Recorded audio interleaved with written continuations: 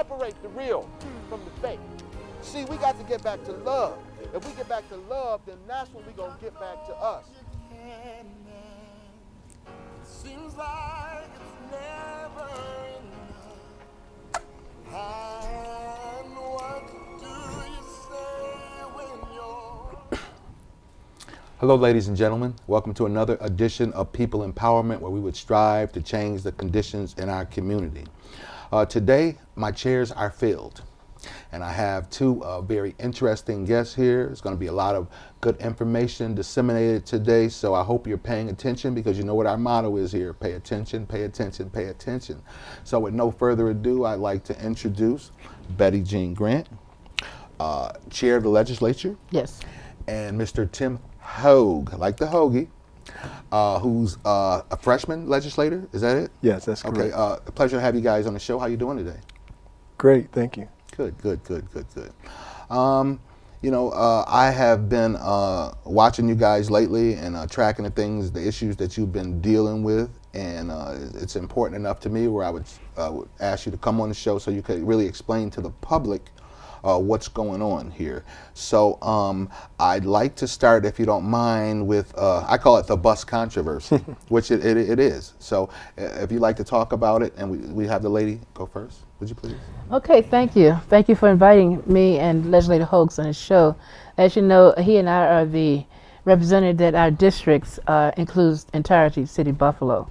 Even though we have other legislators represent a portion of Buffalo, he and our district completely within the City of Buffalo, and particularly east and west side of Buffalo. Mm-hmm. One of the things that come to our attention is the ads of Coors beer, well, any beer on a subway train. You know, they run the length of Main Street.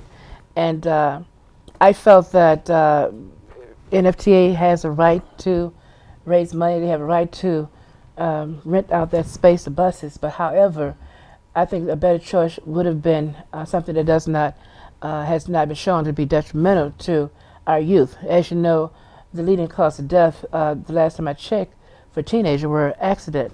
And many of those car accidents is related to driving intoxicated or driving under influence. Mm-hmm. So any ad that's going to be geared towards youth should be positive. It should be having to make good choices, and a good choice for them is not to drink at all, or if they do drink, not drink before they're 21. However, the NFTA subway trains transport our children to the Buffalo Public Schools. They're 18 and under, certainly not able to utilize those beer ads or to buy their products. So I think that a mode of transportation that they have to use, because those are the only mode we have for high school students getting to and from school, in addition to the NFTA buses. So when you have a situation where you have people who are our community predisposed to maybe indulge in some of those products such as beer, alcohol, and cigarettes, and see the devastation that comes from it, in particular from the inner city, the urban areas, you will see why I was upset when I saw a product that cannot be used by those youth, should not be used by them, yet and still it is on their transportation that the Board of Education subsidized, as well as Erie County taxpayers. We subsidize it as well. And to have the outside festoon with those ads and have the complete interior with those big glasses of bottled beer, I thought was just unfortunate that NFTA did not choose it advertised a little bit more wisely. Okay, well, okay, so your issue is, well, some critics say that, well, that's just the same as saying that we should take all the beer signs down on different buildings and facility in the city because the kids see that. Well, not necessarily see it, but being inundated, because a child or his parent or her parent can choose not to go to a particular store, not to drive by a particular building to see those beer ads if they have an objection. But those buses are the only mode of transportation those children use to get to and from school. They can't boycott. They can't boycott or choose not to ride the buses, because that way they won't have to wait to school. So they are a captive audience. They cannot have they don't have a choice saying, I choose not to ride this bus because it has a beer ad. However, there's another bus company across the street that I can ride the bus. That's competition. And I think that if that was in fact placed, my argument would be null and void because they do have a choice. They do have a choice of getting to school. If they choose not to look at that ad, they have a choice to go to another company or another bus company that doesn't have the ad. So that's factor number one. Yes. Now, factor number two, I heard you say that it is subsidized from Yes. the state? Erie County subsidized NFTA $22 million to run those subway trains and buses. The buses and train are owned by the federal government. In addition to that, the Buffalo Board of Education pays the NFTA to transport their children to and from school. Okay. So that's two subsidized. They're subsidized by the taxpayer of Erie County and the taxpayer of the federal government, as well as the Buffalo Board of Education. And your opinion is that state and city money and public education money shouldn't be spent like that if it's going to be intertwined with these alcohol ads? No, I'm saying that for NFTA to have ads that's maybe questioned by those who represent Erie County government and those who represent the Buffalo Board of Education, if they have some concerns, then I think Erie County should be considerate enough and wise enough to address these concerns, because we do are charged with the public money. We do have a charge to make sure the money is spent wisely. The money is spent to improve the quality of life of children and our youth. Not only the children that ride the buses, look at all the substance abuse clinics that we have on Main Street. People are fighting to stay sober, to get sober. And they have to come to counseling, they have to come to these peer programs. They have to ride the same bus and train that has ads of beer and alcohol that they're trying to get away from and to stay away from. So they always have that trigger. Right. That trigger. And so I think before we get off of the target or the topic of the ads being there, when other individuals make the argument of, hey, it's in other places, it's different when you have that captive audience that she was talking about. And so the children that have no other transportation. Children, parents, families that have no other mode of transportation. And so if you spend time looking at the individuals that are riding that form of transportation, they are mostly minority individuals. And so when you pay all this money, marketing firms know exactly what they're doing. Absolutely. And don't let anyone tell you that we're not trying to, we're not targeting a certain population, because they spend millions and millions of dollars to understand their markets. And so when they put that ad on the trains, they know who's going to be affected, who's going to be impacted. Just like when you see sneaker ads and clothing ads, they spend millions of dollars to study the target audiences to know how they react to different stimulus and how they will spend their money.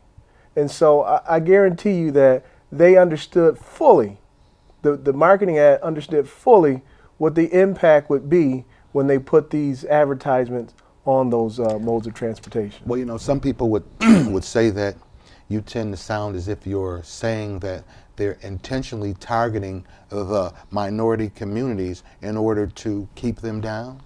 Well, I would say they're intentionally targeting minority community, because I said the urban community. You did, which is the city. And that could be, and those veterans, there's a Veterans One-Stop Program on Main Street.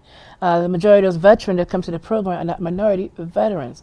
Those are veterans coming from all across Erie County, all across Western New York. And they are, as well as our community, are fighting the abuse and the symptoms that comes with overindulgence in alcohol. So they have a reason to stay sober. They have a reason to go to a program like AA, and they also have a reason to be able to go to those programs without being seduced and enticed on their way to these programs and away from this program. And another thing, when you say, when we talk about ads on buses and subway trains, people always say, well, what about stores and what about billboards? Billboards do not transport children, and neither do stores. If you want to make a fair comparison, say, well, what about the buses that transport children in Cheektowaga? What about the bus that transport children in Lackawanna? What about the bus that transport children and Amherst. Amherst. What about Williamsville. what about NFTA buses that leaves Buffalo and go to Amherst and Williamsville? Are they festooned? Are they adorned with cigarette ads?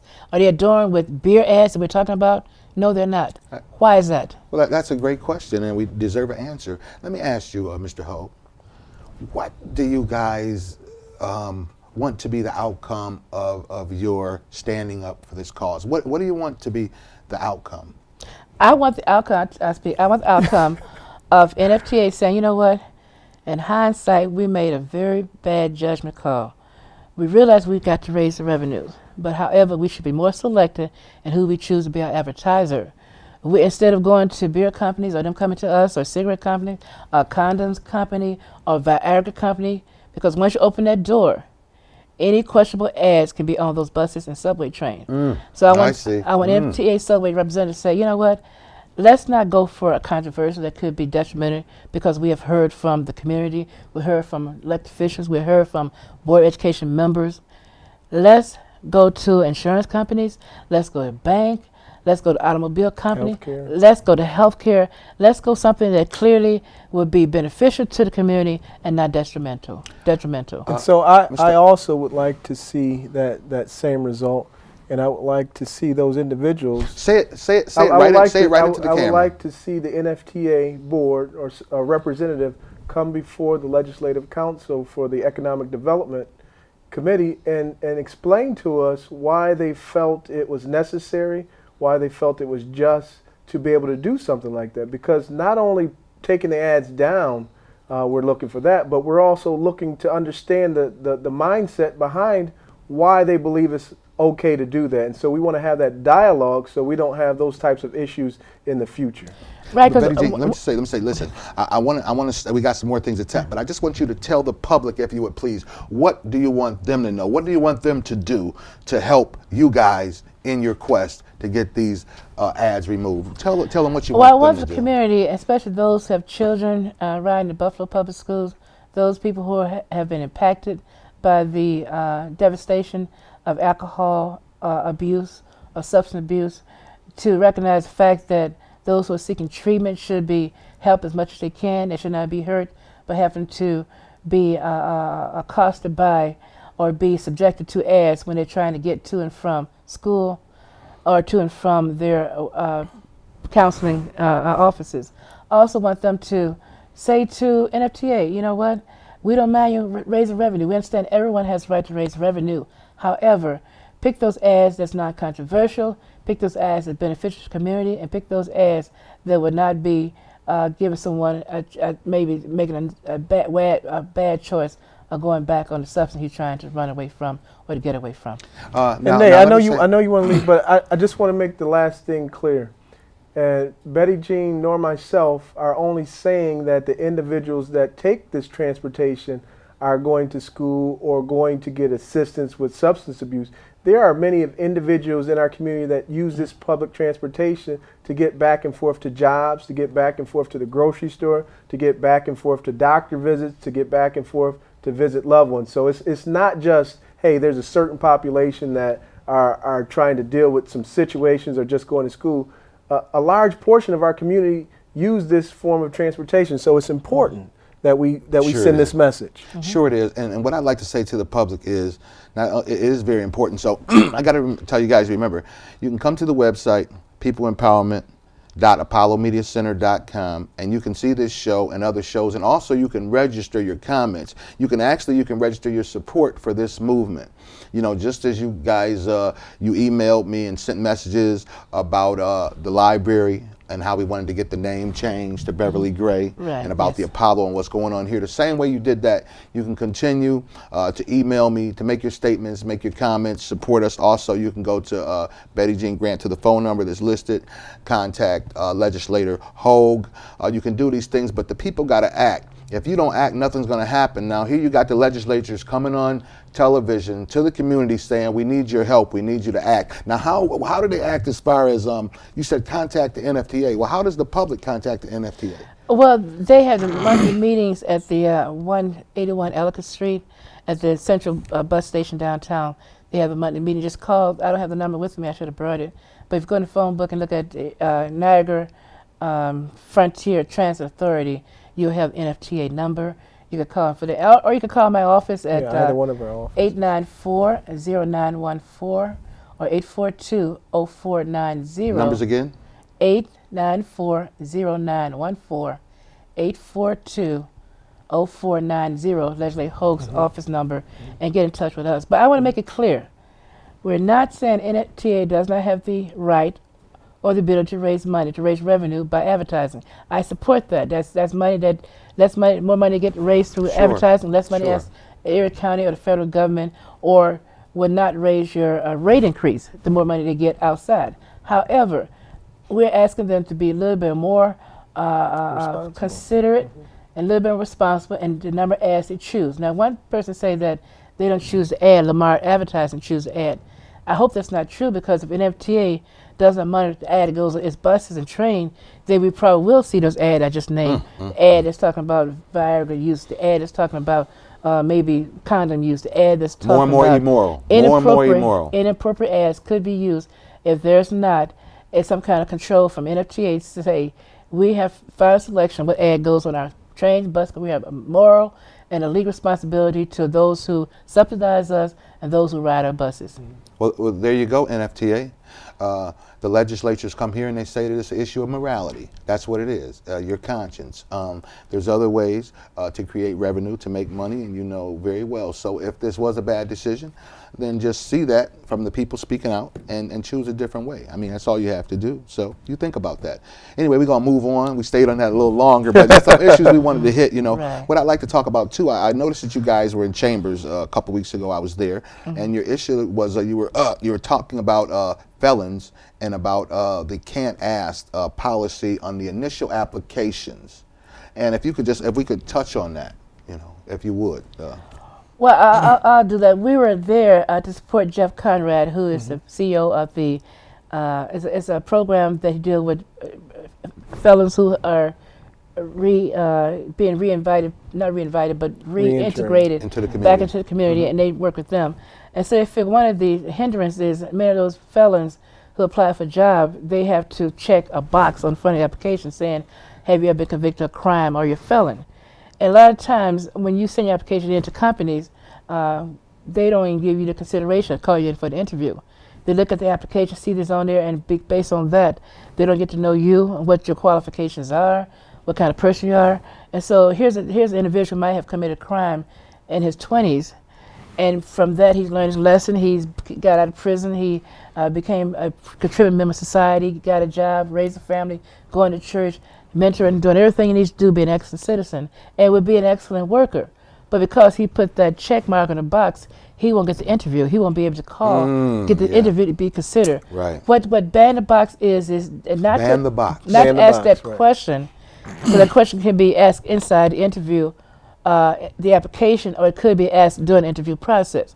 What it does is not to have a potential employee be discriminatory and not select a person based on a simple time that he has committed a crime, he has gone to jail, and he has served his time for it. Because getting out of jail and getting back to society is called rehabilitation. Yes, it is. But because you got that stigma of being in prison and it's at an employer's face, he might have given you the consideration he would have had he found out during the interview process that you are a good employee. Now, I know a guy who spent 10 years in prison. I want to say this, got out, he's owned a company, he's working at Harrison Radiators. And he was given a chance. He had the box on front, but he also had a letter from his former employer telling him to give to the interviewer that he's a good person to hire. A lot of individuals don't get that chance. So this ban the box that was approved by the Buffalo Common Council last week, 7-2. Okay. I'm surprised with 9-2, and I'm very disappointed that one of the council members live in one of the most devastated areas he represents. In the city of Buffalo, the devastating district where there's a lot of felons, ex-felons who need an opportunity, chose not to vote in favor of banning this off that application. It would have done his constituent a lot of good. But moving forward, 7 is good because they only need 5 votes. We're going to, I'm going to ask my colleague to help me sponsor a similar piece of legislation in the county. I've got to reach just a little bit into that because I heard what you said. And you're saying that one of our councilmen that has the highest amount of felons in their district has one of a the higher people- amount. It was a Has a council higher member amount. of the Fillmore district, Councilmember David Francis. I was very disappointed to see he who is everyone knows how devastated Fillmore district has Certainly. been for a number of years, and I think he of all people would want to make it easier for the resident of his district, to be able to find a job and become employable. So that would have helped in that initiative, but for whatever reason, whatever, he chose not to vote for it. I'm very disappointed. To stay on the same track, and I'd like you to comment first, if you would. You know, because it just brought something to mind to me. I was just talking to an older gentleman yesterday, and he was telling me about the second slavery. I was talking about the second slavery. He was talking about the second slavery, and he related that to the prison population and how that society on a whole, or the powers that be, are trying to get all these minorities into the prison system so that they can work them like slaves for pennies on a dollar. And it's such a big market now until they perpetuate it and keep it going. And that's one of the reasons that they don't focus on uplifting the community, on creating an environment where kids can learn, where they can do better. They say that they want Let me tell you something. the minorities to fail. I would say Is it true? it's not second slavery, it is the continuation of slavery. People forget, in 1865, slavery did not end for those who were incarcerated. The 15th Amendment freed the slave, except those who are in the jurisdiction of the law enforcement community. So slavery never ended. It were in jail when slavery was in, they're slaves, and those who were in jail when slavery ended are still slaves. So once you go into the prison system, it falls back into the 15th Amendment. You are under the domain, and you're enslaved by the federal or state or county or city law enforcement agency. You're a slave. So absolutely correct. You go to prison, you are a slave. And don't forget, most of the prison did not begin until after slavery ended. So when slavery ended and they saw those people who fought the abolition of slavery, they saw, it's a partial victory for us. The majority of African American who are not in prison are free. But for those who are incarcerated, those who will be incarcerated, slavery is going to continue. So we better build more prisons because we know that we free them, don't train them, don't give them jobs, they're going to be back into prison. That's what happened in 1866, 1900, 1960, and 2013. That's what happened. Is Patrick still going on? Absolutely. Mr. Hogan, is it a rainy day in Buffalo? And so the key is, when we talk about the they, it has to be a outrage, an upswell in our community to say that we are going to stand up and that we are going to educate and communicate to our people why it's important to, one, understand the system that's going on. Yes. So we can navigate it and stay out of it. And two, we can improve our quality of life. And so when you have individuals that and we'll go back to marketing. And so when they market to us, they know exactly what they're doing.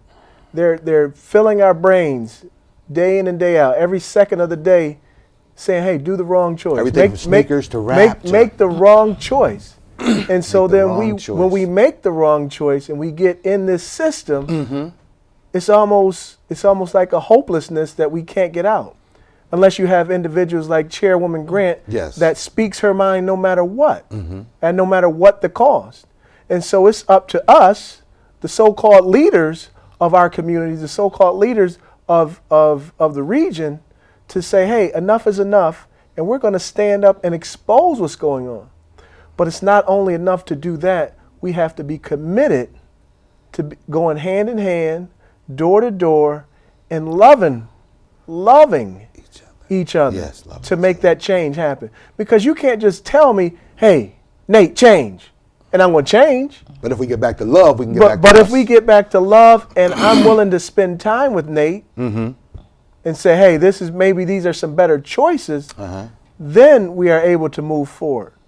And so when we go back to talking about ban the box, which got us on this topic, I was operations manager at a local company, and part of my responsibility was to grow our production. And so we had to hire additional individuals on. And so one of the things I made sure of is that we brought individuals in to have that dialogue no matter what that application may have said. Now, if there was gross mistakes in the application, yes, that's going to disqualify you. But if their application was prepared properly, then I made sure my staff gave those individuals the opportunity to come in and explain and have that dialogue. Because you can't tell on paper a lot of times how an individual is. And here's the big cliche. A sports team looks great on paper, but when they get out on the floor, what do they look like? Buffalo Okay, Bills. now guys, now listen. I want to talk blackness for a minute because we are black. That's just the way it is. So I hope people out there don't take it wrong. Everything is so racial with them, whatever. We're just trying to keep it real about what's going on in our community. Do you think over the last 8 years that the conditions in our community have improved or have decreased for minorities, for people in our community? I would say, I'll answer this, because I was a school board member, councilman, everything else. I think for delivery services for our community, I think has improved. I remember under the Griffin administration, garbage stayed on the street for months, and you had to rally people demonstrating. I know under the Massey administration, it was good but not good. I think Mayor Brown administration has done well to make sure that our garbage are collected, that our trees are trimmed, other things. Economically, for those who are looking for jobs, I think it has deteriorated. Also, I believe that with all the construction going downtown, the medical corridor, it's dismayed to me to go down there and see not one African American working on 2 or 3 different projects. I made a note. All that work going on all down that work, there? and black contractors and black workforce are not there. Now, see, you know what? That's what saddens me because I see the city growing. I see the city improving. I see all this business, and I'm always harping about the fact that I don't see many blacks. But you know what I noticed yesterday? I'm going to be bold enough to say this. The last few days when I've been going downtown on Main and Court, all of a sudden, there's black guys down there working right at Main and Court in the main thoroughfare of the city that we passed through. And I'm wondering, Why? I didn't see them. And not only that, it's like 3 or 4 of them when I didn't see any, but they happen to be right down there, and it makes me wonder. I don't know what to say. Listen, you know, I just want to believe that a person who comes from the bottom and makes it to the top would be wanting to help their people so they can improve, so they can be proud of them, so I can be proud of each other, so I can be proud of the person that changed his life. You know what I mean? It came from the bottom and is on the way to the top. Well, Nate, my criteria is: do you see him working there last year, or will you see him working there after November the 30th? Well, that's the criteria there. If they're there after November 30th, I said it's good. It's good they're there, and if they're not, then I'll say this is just an opportunity somebody took advantage of. Do you think that if you bring jobs to the community that you'll change the condition of the people living in the community? Absolutely. You most certainly will. And so here's the other thing I want to say along with that, the question that you posed. And so my first legislative district is part of downtown, west side, east side. And so I have seen change in the city of Buffalo. And I understand the development that is going on downtown. But the issue that I have is the development and change, the rate of it that is not taking place or is taking place throughout the rest of the city. And so, yes, you want to build up a downtown area, but you also have to build up the other areas at the same time. And that's where the strategic planning comes into place. That's where the focus comes into place. And I'm not sure we've seen that focus. You know, that's very interesting. I'm going to tell you, like I told you, the half hour is going to go quick. It's already over. I'm telling you absolutely for a fact that you guys got to come back because we have to complete this dialogue. I feel we're leaving it uncompleted. We are. But I like you know to what I say. mean? Yeah, you know what I mean? I told you, just get warmed up, and now the time is up. But these issues, the people you need to understand, that's why I say you people, you need to go to the website. You need to check this show out again and the other shows. You need to keep paying attention. It's very important that you pay attention. Now, these people coming out here, these are people that not only are they legislatures for all the people, but they look like you and they still care about you. I want you to know there are black people that still care about each other. Every other community seems to be excelling, coming together. It's time for us to come back to bring back the love. It's time for us to start loving each other and helping each other and coming rallying together behind the leaders that want to take the forefront and say enough is enough. So I'm Nate Boyd from People Empowerment telling you, keep your eyes open, pay attention, pay attention, pay attention.